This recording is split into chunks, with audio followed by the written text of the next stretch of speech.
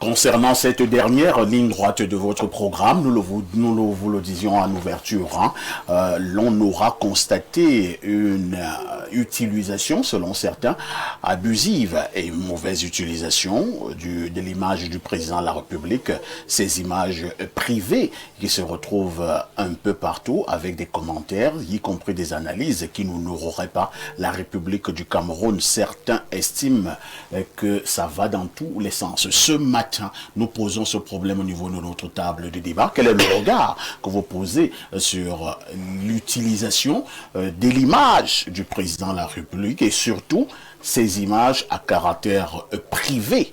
Et je pose la question au professeur Owenangini, vous qui êtes politologue, est-ce qu'il n'y a pas de limite à l'utilisation de l'image du président de la République et surtout les images privées, comme c'est le cas depuis un certain temps au Cameroun?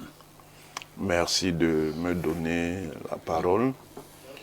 Le président de la République en tant qu'institution est incarné par une personne qui a bénéficié à travers l'élection du mandat pour exercer les fonctions qui sont liées à cette institution.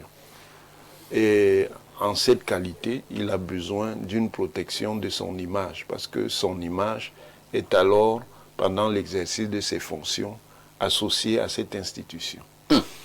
Et il y a des services qui sont destinés à le faire, notamment le cabinet civil de la présidence de la République est là pour accompagner le président de la République et veiller à ce que son image soit utilisée de due manière.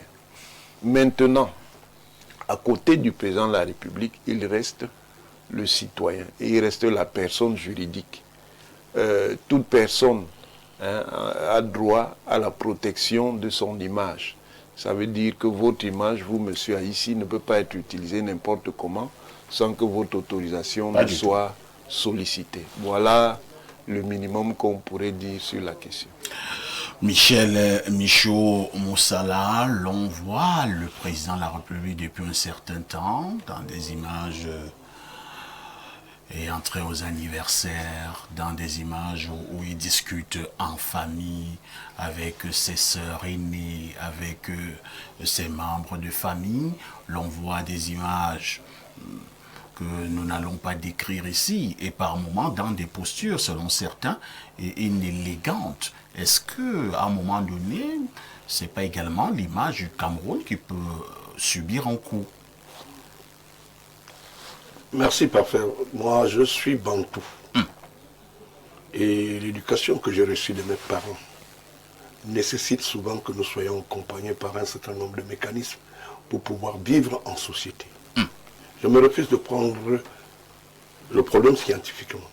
Je le prends de manière comme étant un bantou. De manière culturelle. De manière culturelle, je veux dire. Parce que le président de la République, au-delà du fait qu'il soit une institution, je pense que chez nous, il est recommandé de respecter tes aînés. Bon, il y a des gens qui se sont soumis à un jeu qui leur profite peut-être, parce que vous voyez que vous avez les vues. Dès qu'on a publié, on a écrit, on a brocardé le président de la République. Les gens développent des vues, les nouvelles techniques qui s'imposent à une société qui veut perdre ses repères. Mais, écoutez, c'est une grâce. Et je le dis, c'est une grâce d'avoir quelqu'un qui a 7 ans, cet âge-là, et qui vous donne encore ses énergies. Peut-être que parmi ceux qui ont souhaité que depuis 40 ans, depuis 20-25 ans, qu'il aille se reposer, mais ce n'est pas une raison pour le Camerounais un peu sage, qui en appelle à la sagesse, de prendre la position du président de la République et d'en faire un instrument des chiffonniers, parce que ça c'est carrément traîner l'honneur d'une nation, parce que d'une manière ou d'une autre, il n'y a pas que le président de la République, c'est les emblèmes de la République. Tout à fait. Il faut pouvoir le savoir, parce que d'une manière ou d'une autre, si vous traînez vos emblèmes à travers au sol, sachez ce que les autres diront de vous. Moi, j'estime que tous ceux qui veulent s'amuser avec ce type de jeu, qui n'est pas du tout recommandable, je le dis de manière formelle, parce que moi, rendu à mon âge, qu'est-ce que j'attends? C'est le respect des miens. c'est vous qui avez voté M. Biya. Et c'est nous qui devions sauvegarder au moins son image. Quelle est cette histoire où M. Parfait ou Onangini, nous sommes même pris en otage, parce que moi, quand on m'appelle à une fête, depuis des années, je ne vais pas, je ne pars pas, parce que de peur qu'on prenne mon image, on en fait ce que je ne suis pas. Donc, le président de la République a droit à une vie. Il peut causer tranquillement dans une maison avec ses enfants, avec les membres, ses amis, sans que cela fasse problème. Mais quels sont ces tourniquets qu'on prend autour de l'image du président de la République et vouloir le traîner dans la bouche? Je ne saurais accepter ça. De toute façon, qu'il y ait un débat politique dans le pays, comme nous le faisions aussi depuis 2 heures du temps, qu'il y ait des débats sur les observations des pratiques administratives dans notre pays, c'est le débat. Mais prendre l'image d'un homme d'un certain âge et qu'on en rende une affaire de rue, je trouve ça un peu exagéré. Merci. Je trouve ça un peu exagéré. Merci. Robert Wafo, même si l'on est de l'opposition, et c'est votre cas, est-ce que ça vous fait plaisir de jouer avec l'image du chef de l'État? Avant de répondre à cette question, permettez-moi de faire une précision. Parce que M. Limbiloba semblait faire croire aux Camerounais que le port autonome ne perçoit rien. Il y a la redevance portuaire. Tout camion, donc tout conteneur, avant le scanning, nous sommes bien passés. Le débat de son bien passé. Je tenais à faire cette précision. Maintenant, pour l'image du président de la République, vraiment, pour moi, ça fait mal. Ça fait mal. Vous savez, l'âge ne ment pas. Moi, je vous dis. À 97 ans, à 93 ans, comme vous dites, c'est une grâce. Mais en même temps, l'âge ne ment pas. Parce que je parie que si M. Biya était encore en pleine possession de tous ses moyens, il n'aurait jamais accepté qu'une image pareille aille dans le public. Cela veut dire. Je dis, il ne l'aurait jamais. La preuve, c'est qu'il ne l'a jamais fait. La preuve, c'est qu'il ne l'a jamais fait. C'est la première fois qu'il le fait. C'est le président qui se filme et met ça dans les réseaux sociaux. Le président, écoutez, non, je vais comprendre. Montrez-moi un précédent. C'est le président qui se filme et met dans les réseaux sociaux. Mais justement, ce n'est pas lui qui le fait. Voilà. Mais s'il était encore en pleine possession, en pleine capacité, il n'aurait jamais les gens. Je vais vous prendre un exemple simple. Attendez, je vais prendre. Capacités viennent chercher. Je vais prendre un exemple simple. Quand vous êtes à la maison, oui, votre enfant ne peut pas faire n'importe quoi au salon. Mais quand l'enfant se retrouve chez son grand-père, l'enfant se permet de faire n'importe quoi, tout simplement parce que quand il regarde le grand-père, il sait que, ok, même si le grand-père le gronde et veut lui porter la main, il va fuir, donc le grand-père ne pourra pas le poursuivre. Maintenant, c'est chacun qui fait n'importe quoi autour de lui. Monsieur Biya a toujours été un homme discret. Il a toujours été un homme discret par rapport, tu as dit que dans son entourage, on n'a jamais vu avec des parapheurs qui traînent par-ci, qui traînent par-là. On ne l'a jamais vu.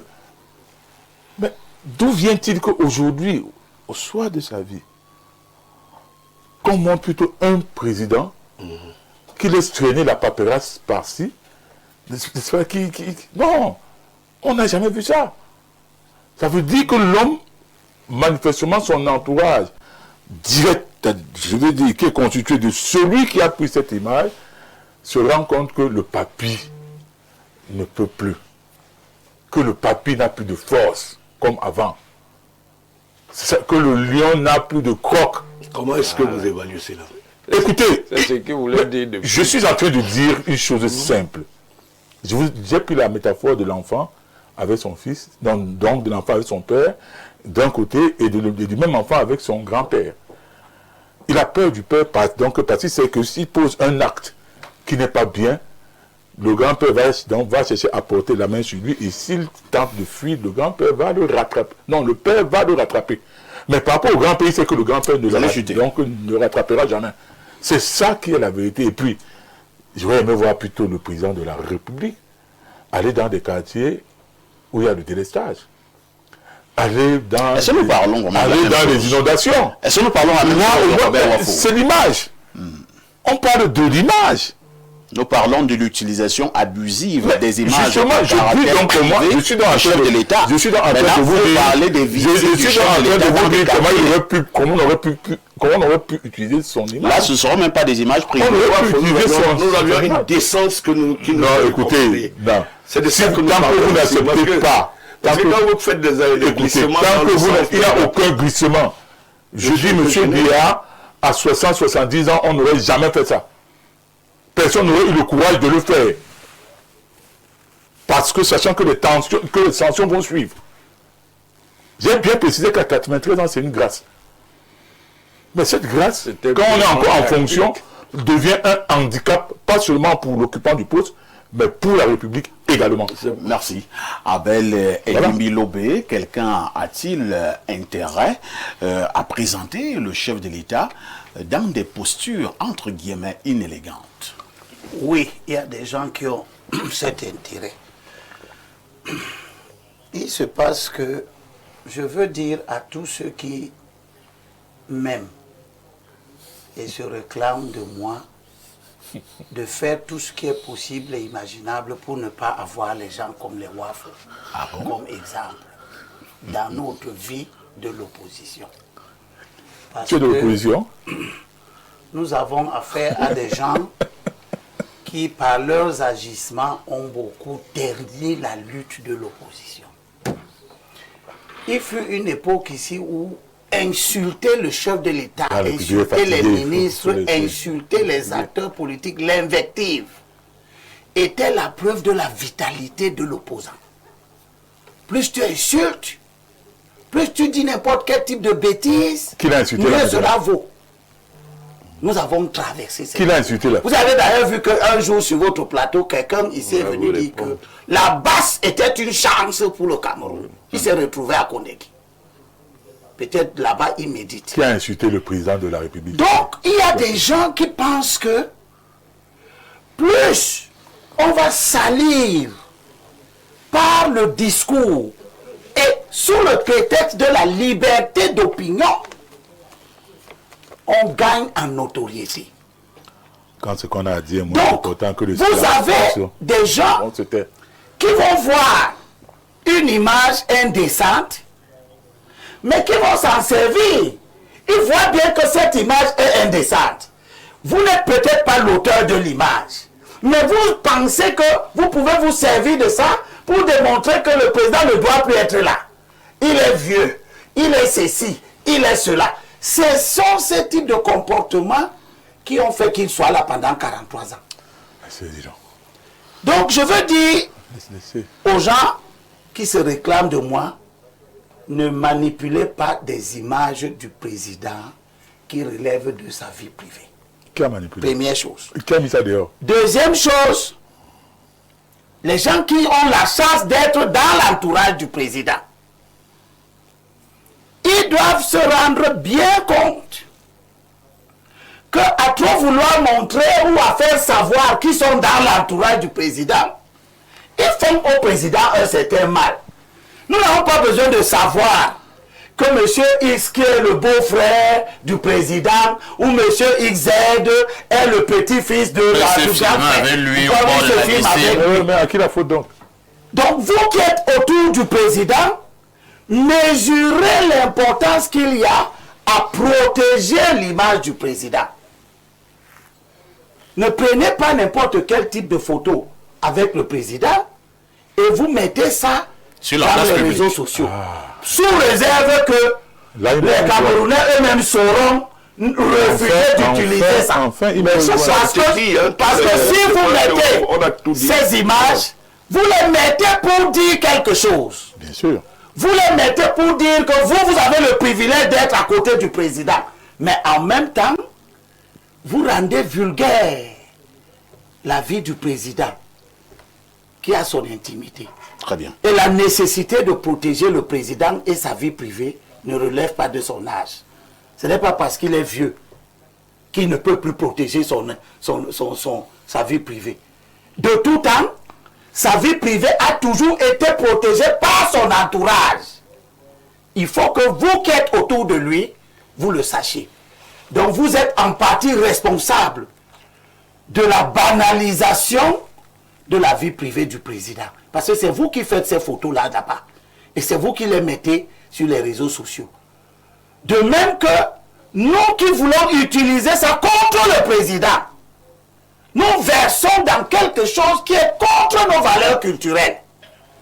Y compris tous les discours malsains, toutes les images concernant ces enfants et qui parfois sont des images qui peuvent lui faire très mal.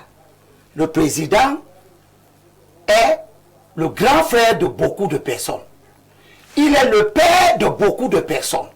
Il est le grand-père de beaucoup de personnes. Il est l'arrière-grand-père de beaucoup de personnes. Dans nos mœurs, on ne galvaude pas les personnes âgées. Merci. Merci Elimbi Lobé. Nous prenons cette dernière séquence de messages, de contribution. Bonjour Monsieur Parfait Haïssi. Dites à Monsieur Wafo de répondre à la question de la gestion de l'image du chef de l'État. On parle du président de la République et non de Monsieur Biya. La question est concise et précise. Si c'était à l'examen, il aurait échoué avec fracas. À notre message ce jour. Bonjour, Monsieur Parfait ici et à votre illustre panel. À mon humble avis, il serait utile de rappeler à notre ami du SDF que toute activité s'arrête, quel qu'il soit, quand il s'agit de l'intérêt supérieur de la nation, surtout en matière de sécurité. Un autre message ce matin, Parfait ici, souvent, soyez sérieux, ce Robert Wafo qui est assis là, a fait comment? Non. On parle de l'utilisation abusive de l'image du président et lui, il parle de tout, sauf de ce qui est le sujet de débat, complètement hors sujet. Être opposant implique forcément d'être... non, c'est l'insulte.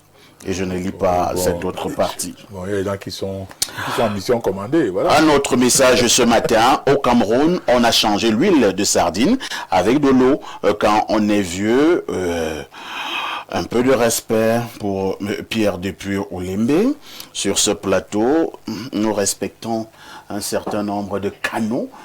Et donc, vous pouvez aller faire ça ailleurs. Monsieur le journaliste Ouebia Wona Elimbi, qui vient faire quoi? Je ne sais pas ce qu'il dit, la cuisse du poulet, je ne sais pas de quoi vous parlez. Peut-être vous parlez d'autre chose. Une autre contribution ce matin. Bonjour Parfait ici, merci pour ce plateau de tous les dimanches. Il est vraiment le meilleur. Le contrat de Transatlantique DSA au port de Kribi a été signé avec le port de Kribi. Vu le contrat signé de SGS et l'État du Cameroun, il est clair que sur la durée du contrat, il y a un flou volontaire, car personne n'est dupe. Il y a beaucoup de manquements de la part de SGS. Nous sommes arrivés au terme de ce programme. Nous disons merci à notre invité permanent, le professeur Mathias Erico Wanangini. Merci à Robert Wafo qui vient de Douala pour croiser le verbe ici. Jean-Robert Wafo, il insiste que nous disions Jean-Robert Wafo. Tout à fait. Jean-Robert Wafo. Et également Elimbi Lobé qui fait toujours le même déplacement de Douala pour Yaoundé pour le même exercice. Et ce matin également, il est également venu de Douala pour le même exercice. Lui, c'est Michel Boussala. Non. Parce que la télévision dite hier des 1000 collines est devenue belle. Les Wafo viennent maintenant parler ici.